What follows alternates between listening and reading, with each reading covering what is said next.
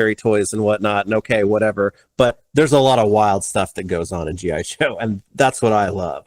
Yeah, I know. Here you got the Fatal Fluffies. You know, you're in space with Zartan and the Dreadnoks, and you know these guys are all of a sudden breathing fire. They've got whips and everything. It's like, what happened here? Like all semblance of reality was thrown out the window with this one, and Yeah. that's what's so fun about it. At least to me.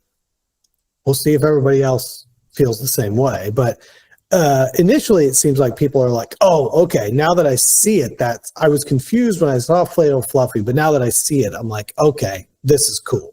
Yeah, yeah, and you know, it's good balance too, because like you said, you know, you've got to have characters like Duke and Serpentor, even in their cartoon looks, which people haven't had before, but they have the characters, they know them, and they're familiar with them. But this gets into really fast into universe building in the right corners of the universe, because like you said, it's never been done. It's wild, it's oversized, so there are so many things about that just haven't been offered before, and now we have the opportunity to see stuff like this in Reaction Plus, which is pretty exciting. Yeah, I'm sure very shortly there's going to be a really great recreation of some of those scenes from the cartoon, but as figures and dioramas of like Fatal Fluffies standing around with the whips and everything, maybe some fake flame in front of like the Joes, you know, shot from behind the Joe's head looking up at these guys.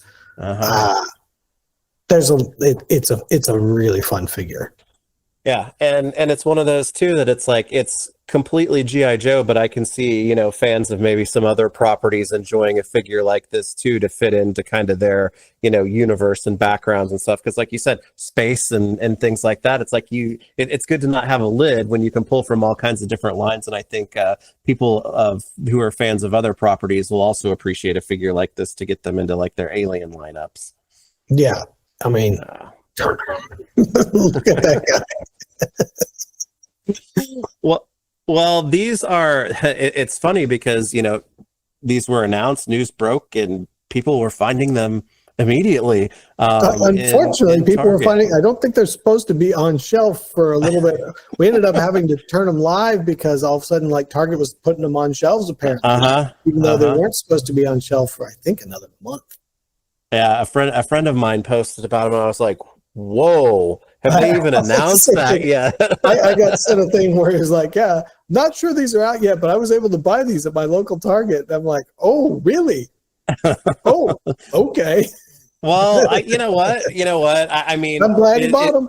Yeah, it's cool, and I realize that, you know, logistically got to get announcements out and whatnot. But man, I miss that. It's like you don't know about something until you find it on the pegs. There's something cool about that. So, well, the crazier part would have been if we had waited a couple more days for the reveal.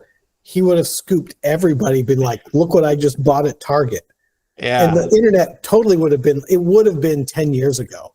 It would, or 15, 20 years ago. Yeah, 20 years ago. Yeah, 20 years ago. Where it's like, this wave's on the shelf. Like, what? What are you talking about? What else? I don't even know what that is. Give me the number on the box. You know. And to throw in a little bit of that modern flair, there would be, you know, people who are like, this photo is fake. That's not real. You didn't really find that.